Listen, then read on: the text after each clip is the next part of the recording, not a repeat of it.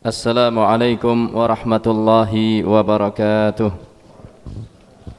Innal hamdalillah nahmaduhu wa nasta'inuhu wa nastaghfiruh wa na'udzu billahi min shururi anfusina wa min sayyiati a'malina. May yahdihillahu fala mudilla lahu wa may yudlil fala hadiyalah. Asyhadu an la ilaha illallah wahdahu la syarika lah. Wa ashhadu anna Muhammadan abduhu wa rasuluh. Ya ayyuhalladzina amanu taqullaha haqqa tuqatih wa la tamutunna illa wa antum muslimun. Ya ayyuhalladzina amanu taqullaha wa qulu qawlan sadida yuslih lakum a'malakum wa yaghfir lakum dhunubakum wa may yuti'illaha wa rasulahu faqad faza fawzan 'azima. Amma ba'd.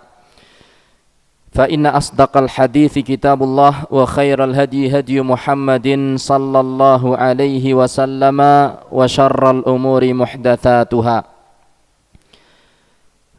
Kepada segenap keluarga besar Bapak Taruna Gunawan dan juga Bapak Suhartono, serta kepada mempelai berdua yang sampai saat ini belum memunculkan diri, maka saya ucapkan barakallahu lakum wa baraka alaikum wa jama bainakum fi khair. Saya ucapkan kepada mempelai berdua ya, yang baru saja turun dari kamar 301. Tidak kesasar ya Mas? Iya, nampaknya sumringah. Ini menyalahi aturan acara Mas kelihatannya tadi. Berarti gimana Mas? Didenda sebanyak-banyaknya katanya. Masya Allah. Taib, mudah-mudahan barakah ya Mas. Wajah beliau ketika belum naik ke kamar 301 ada sedikit perubahan ketika setelah turun dari 301. Begitu Mas Agus Salim? Tadi ketawanya belum bisa lepas ini, sekarang Masya Allah. Baik, mudah-mudahan Allah Subhanahu wa taala mencurahkan barokahnya kepada keluarga Anda berdua, kepada Mas Agus Salim dan juga kepada Mbak Shima Nadilah Khaira. Ya, mudah-mudahan Allah Subhanahu wa taala berkenan mencurahkan barokah dan mencurahkan kebaikan kepada Anda berdua. Kembali kita masuk ke dalam materi tausiah saya yang insyaallah taala tidak akan lama dan tidak akan panjang. Perlu kita ketahui bersama bahwasanya syaitan itu memiliki singgasana dan dia duduk di atas singgasananya setiap hari mengatur anak-anak buahnya para syayatin. Jadi iblis itu yajlis ala arsyih, dia duduk di atas arasnya. Kemudian dia pun memanggil anak-anak buahnya untuk memberikan penghargaan terhadap pekerjaan mereka.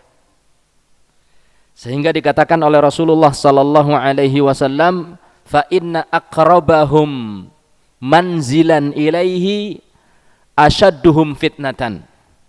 Sesungguhnya anak buah iblis yang akan mendapatkan kursi kehormatan dari sang iblis, mendapatkan penghargaan khusus dari sang iblis adalah anak buah dia yang bisa menyebarkan fitnah yang paling besar, yang bisa memberikan ujian, yang bisa memberikan godaan kepada hamba-hamba Allah yang paling besar.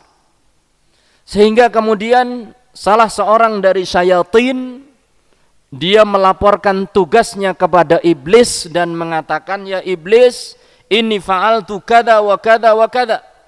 Wahai iblis, sesungguhnya aku sudah mengerjakan demikian dan demikian dan demikian. Maka kata iblis, ma fa'alta syai'an, engkau tidak berbuat apa-apa, kerjaanmu enggak ada nilainya. Datang syaitan yang lain dan mengatakan, sesungguhnya aku mengatakan telah melakukan demikian dan demikian dan demikian. Maka iblis kembali mengatakan, ma fa'alta syai'an, kamu tidak berbuat apa-apa, enggak ada nilainya. Sehingga datang seekor syaitan, dia datang di hadapan iblis dan mengatakan, la ziltu bi fulan wa zaujatihi, saya wahai iblis telah menggoda fulan dan istrinya sehingga tidaklah saya tinggalkan majelis mereka kecuali suaminya sudah menceraikan istrinya. Berarti godaan untuk apa? Cerai. Godaan untuk sang suami bernafsu menceraikan istrinya. Maka kata iblis, ha anta, kamulah syaitonnya, katanya. Maka didekatkan syaitan tersebut, didudukkan di dekat arasnya iblis dan dikenakan mahkota. Ini menunjukkan bahwasanya perceraian adalah perkara yang sangat disukai oleh iblis. Apalagi kalau perceraian itu dikarenakan oleh sebab-sebab yang sepele, bukan sebab yang syar'i. Dikarenakan perceraian adalah satu perkara yang dicintai oleh iblis, maka ketahuilah wahai para pemuda, bahwa pernikahan adalah sesuatu yang paling dibenci oleh iblis.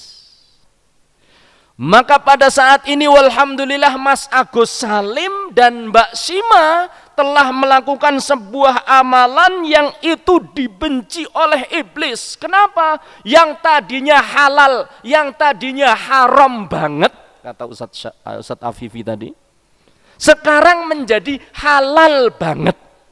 Betul begitu Mas Agus Salim? Masya Allah. Sudah ucapkan doanya? Alhamdulillah. Enggak kebablasan doanya ya. Nah, doanya doa yang pertama saja ya. Yang Allahumma inni as'aluka khairaha wa khaira ma jabaltaha alaih wa as'aluka wa a'udzubika min syarriha wa syarri ma jabaltaha alaih. Itu ya. Enggak ada doa lain, benar ya? Ya sudah, walhamdulillah ya. Maka apa yang dilakukan oleh Mas Agus Salim ini adalah satu perkara yang sangat dibenci oleh syaitan. Kenapa? Karena kalau pemuda dan pemudi itu enggak nikah, ada saja acaranya. Mulai BBM, ya Twitter, ya FB, ya SMS, ya ketemuan, ya boncengan, ya gandolan, dan yang lain-lain. Tapi ketika sudah nikah, ya halal deh, kata iblis. Maka alhamdulillah Anda telah menggetarkan usaha syaitan. Tapi ingat, iblis dan anak buahnya tidak akan duduk ongkang-ongkang. Dia ini ketika hadir di majelis semacam ini, dia itu tidak ikut duduk. Dia berusaha terus. Bagaimana membuat kekacauan dalam acara pernikahan.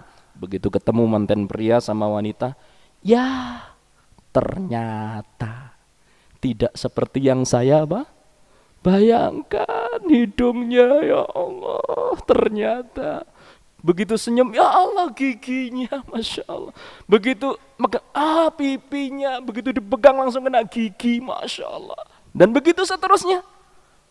Itu adalah usaha-usaha syaitan menimbulkan kekecewaan dalam hati pengantin. Tidak seperti yang saya bayangkan. Begitu berjalan sehari pengantin, Masya Allah, suami saya tidak seperti angan-angan saya. Istri saya juga demikian. Akhirnya bertumbuk-tumbuk kekecewaan. Sampai akhirnya mungkin akan berujung pada apa? Perceraian. Hati-hati. Ini yang harus dijaga. Oleh sebab itu, agama Islam sebagai agama yang mulia itu ingin menjaga pernikahan ini betul-betul langgeng. Terus, untuk melanggengkan pernikahan, maka ada aturan-aturannya, Mas Agus Salim. Sang suami memiliki hak dan kewajiban, sang istri juga memiliki hak dan kewajiban.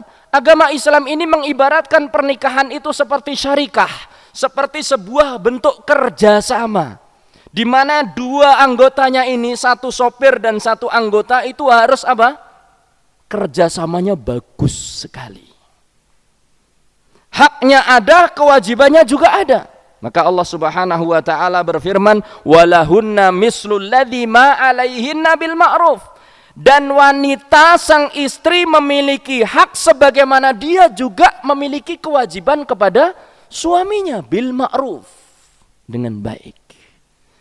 Maka kita akan bahas sekilas tentang hak-hak dan kewajiban istri ataupun suami dalam waktu yang singkat insyaallah taala, ya. Karena tadi waktunya sudah diambil Mas Agus Salim sama Mbak Sima lama ini, ya. Maka akan saya sampaikan secara singkat. Tapi perlu diketahui Mas Agus Salim dan Mbak Sima, Anda akan punya hak dan Anda akan punya kewajiban. Saya tanya kepada Anda sekarang, mana yang Anda dahulukan? Apakah hak Anda ataukah kewajiban Anda? Monggo. Bismillah. Yang akan saya dulukan tentu kewajiban saya, Ustaz. Kewajiban. Anda nggak nuntut hak? Diutamakan untuk melakukan kewajiban terlebih Anda dahulu. tidak menuntut hak? Tentu saja menuntut, tapi menuntutnya lebih besar dari Anda menunaikan kewajiban ataukah bagaimana? Prinsip saya melakukan kewajiban terlebih Hasan, dahulu. barakallahu fiik. Itulah prinsip yang benar. Ini muridnya Ustadz Afifi ya, Masya Allah ya. Masya Allah. Prinsip yang benar dalam berkeluarga. Walaupun saya sadar sesadar-sadarnya yang hadir di sini adalah orang yang sudah sepuh-sepuh, yang sudah lama berkeluarga. Tapi kan tidak ada salahnya kita ini mengulang lagi apa yang kita pernah lakukan dan apa yang pernah kita tahu. Prinsip dalam berkeluarga adalah masing-masing pasangan memikirkan kewajiban. Sang suami kewajibannya 10 kerjakan. Sang istri kewajibannya 10 kerjakan. Artinya apabila suami memikirkan kewajiban, otomatis dia telah memenuhi hak sang istri. Dan sang istri apabila dia memenuhi kewajiban, berarti dia sudah memenuhi hak sang suami. Selesai masalah. Tapi kalau masing-masing pasangan itu mikirkan haknya masing-masing, sang suami cuma nunggu kapan senyumnya istri saya, maka dia pun akan berdiri di pojok rumahnya dan menunggu kapan istri saya senyum. Dia pun melotot gini. Dia tunggu haknya.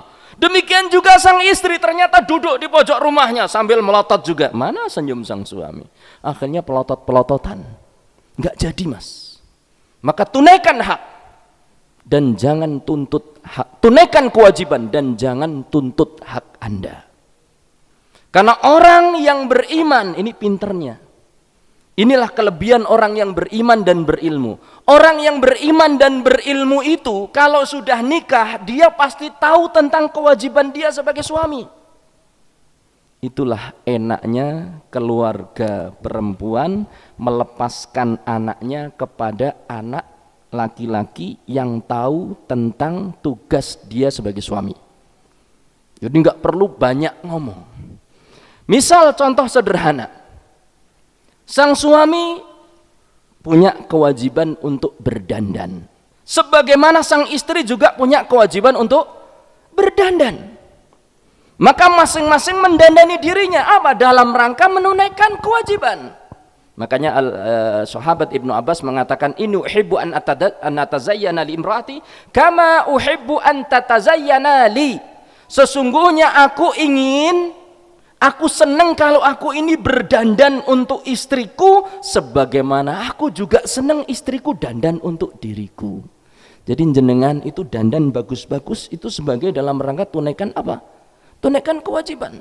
Masing-masing sudah punya kewajiban sendiri-sendiri. Ini contoh gampang. Maka saya akan bahas secara ringkas apa itu hak dari sang istri, ya, dan apa itu hak dari sang suami. Kalau saya katakan hak istri berarti itu kewajibannya jenengan, Mas Agus. Kalau saya kan hak suami berarti itu kewajibannya jenengan, Mbak Sima, ya, kewajiban Anda. Maka hak pertama dari sang istri adalah yang pertama, an yu'asira rajulul mar'ata bil ma'ruf.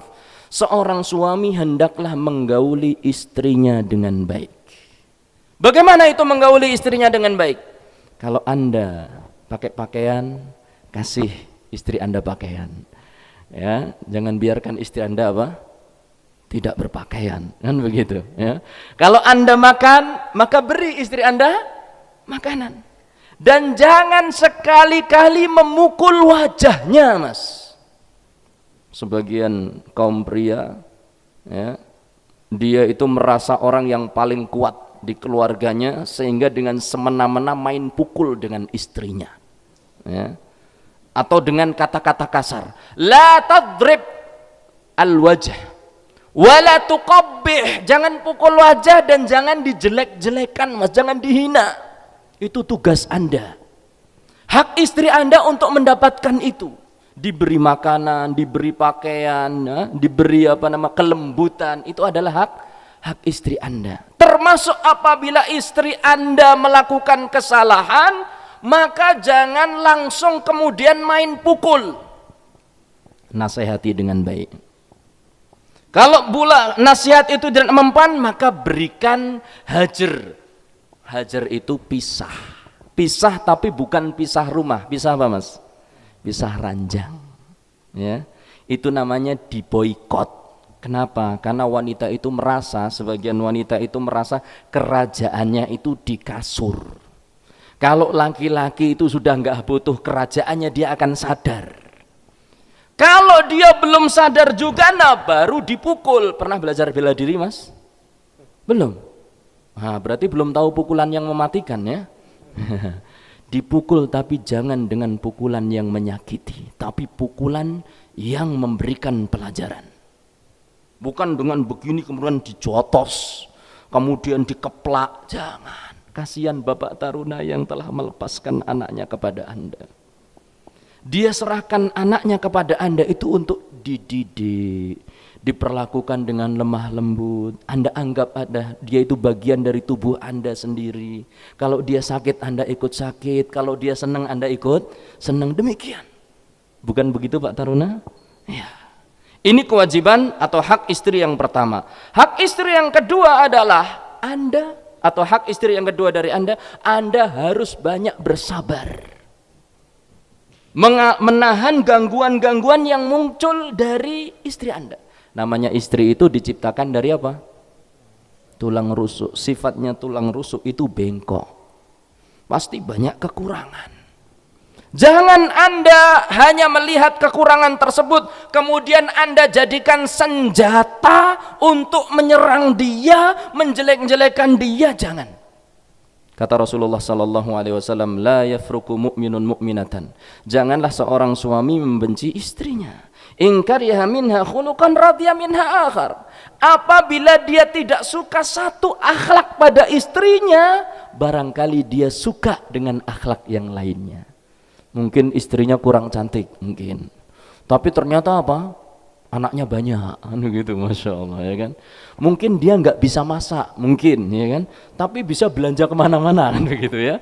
Jadi kekurangannya itu jangan dibesar-besarkan. Carilah kelebihannya sehingga Anda merasa tenang. Itu tolong, ya.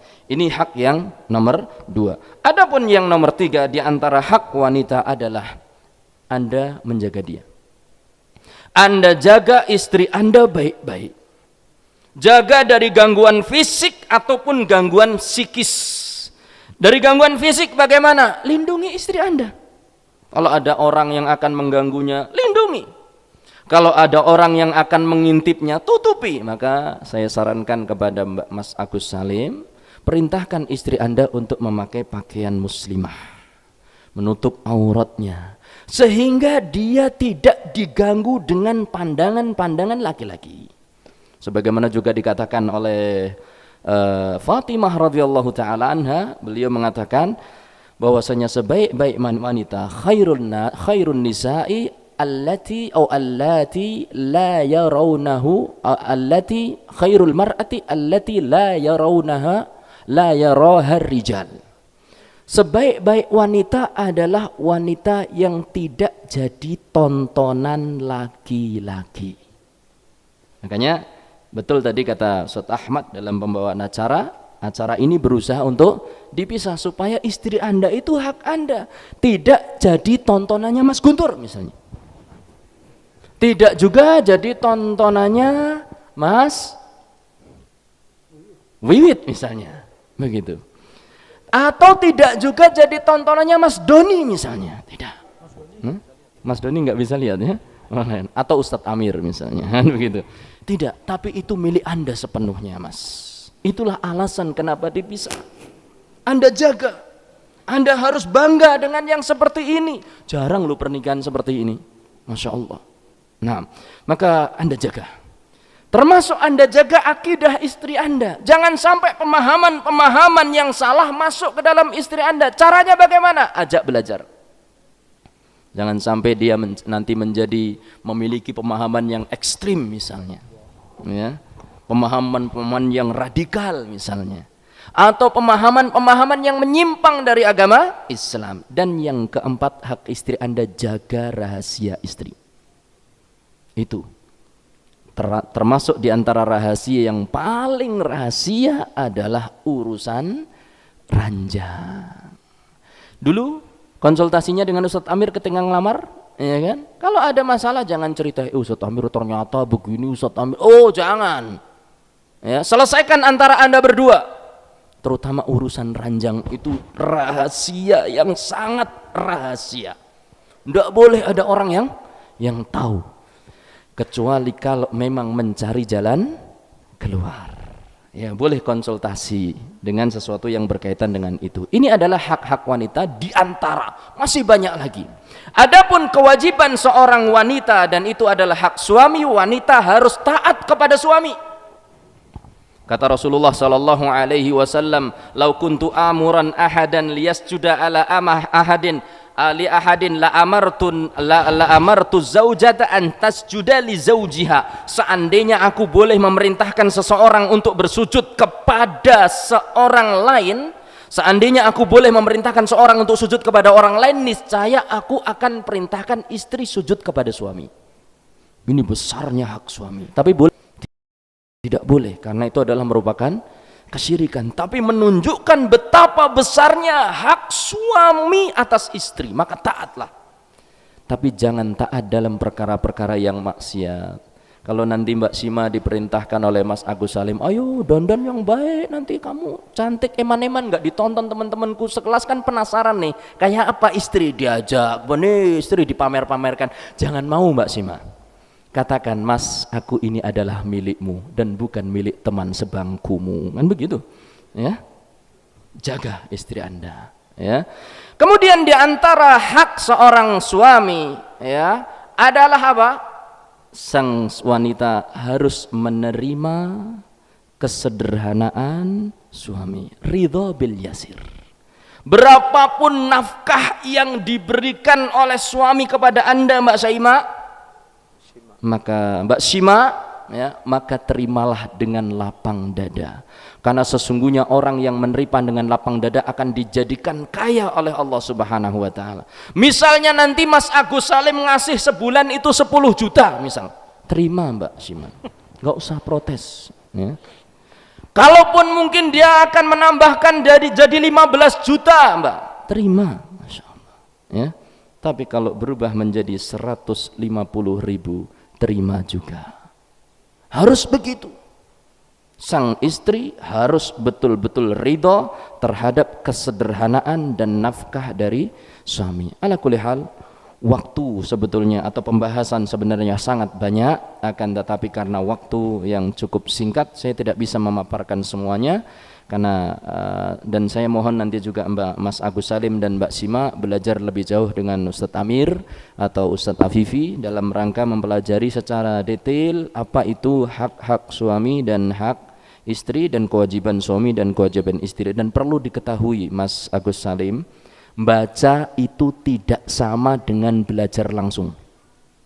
Maka sangat saya sarankan Anda datang minta waktu kepada ustadz-ustadz Anda untuk memberikan nasihat, saya ini harus gimana. Kelihatannya yang cocok di sini ya Ustadz Ahmad, ya. Saya itu harus gimana, ya. Apa hak saya, apa kewajiban saya. Ini tolong nanti betul-betul dijalankan, karena banyak keluarga itu sudah nikah tapi belum tahu apa haknya. Sing jenenge nikah iku ming boncengan lanang wedok selesai. Nggak pernah istrinya diajari agama, tidak pernah diajak untuk menjalankan agama. Istrinya mau sholat terlambat ya silahkan, mau tidak sholat ya silahkan, sing penting neng kasur iso nglayani. Terkadang seperti itu. Dan ini banyak, betul. Sampai kadang pernikahan itu bablas. Dari pagi, duhur nggak sholat, asar dijamak sama maghrib. Terkadang seperti itu. Karena apa? Karena tidak tahu kewajiban suami itu apa, kewajiban istri itu apa. Ini sangat-sangat disayangkan. Sebagian orang itu menikahkan anaknya, kalau datang kepada anaknya seorang laki-laki maka akan ditanya, penghasilanmu berapa kok berani ngelamar anakku? Mereka menganggap bahwasanya kesiapan seorang untuk nikah itu hanya kesiapan harta. Padahal yang lebih penting dari itu adalah kesiapan apa? Agama. Kalau ditanya kamu pekerjaannya apa? Saya belum punya pekerjaan. Lah terus mau kamu apa? Kok belum kerja sudah ngelamar anak saya? Ya mau saya ngelamar anak bapak. Terkadang itu ditolak mentah-mentah. Dan ini kesalahan kaum muslimin sekarang ini. Yang dilihat itu hartanya. Yang dilihat itu jabatannya. Mereka anggap bahwasanya orang yang kaya, orang yang jabatannya tinggi itulah orang yang siap untuk nikah. Padahal sebagian orang yang kaya, walaupun juga orang miskin, dan sebagian orang yang punya jabatan, mereka adalah orang-orang yang tidak pernah berzikir kepada Allah. Sebagian. Sehingga ketika waktu sholat dia tidak sholat, sehingga ternyata bapak sang putri seakan-akan menikahkan anak putrinya dengan pocongan, yaitu orang yang tidak pernah berzikir kepada Allah Subhanahu wa ta'ala. Ala kulli hal, yang jelas bapak-bapak dan ibu-ibu dan juga wabil khususnya adalah Mas Agus Salim dan Mbak Sima, alhamdulillah, mudah-mudahan pernikahan Anda berdua diberkahi oleh Allah Subhanahu wa ta'ala. Dan saya harap Anda berdua jangan putus untuk ngaji ya, terus ngaji dan belajar ya, terutama ini Anda sekarang sudah menghadapi keluarga, maka kewajiban pertama Anda adalah belajar tentang berkeluarga ya. Dan saya tekankan, membaca tidak sama dengan apa? Belajar langsung. Maka silakan ajak istri Anda untuk mendatangi Ustadz Anda, Ustadz Afifi, Ustadz Amir, atau Ustadz Ahmad, untuk langsung belajar bagaimana berkeluarga. Demikian yang bisa saya sampaikan. Mudah-mudahan yang sedikit ini bermanfaat bagi saya pribadi dan juga bagi Mas Agus Salim dan Mbak Sima dan juga pada para hadirin dan hadirat semuanya. Sallallahu ala nabiyyina Muhammad walhamdulillahirabbil alamin. Subhanakallahumma wa bihamdika asyhadu an la ilaha illa anta astaghfiruka wa atubu ilaik. Assalamualaikum warahmatullahi wabarakatuh.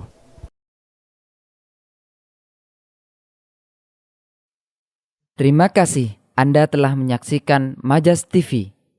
Donasi dakwah Majas TV BNI Syariah Cabang Yogyakarta, nomor rekening 0331584080 atas nama Pondok Pesantren Syekh Jamirohman As-Salafi.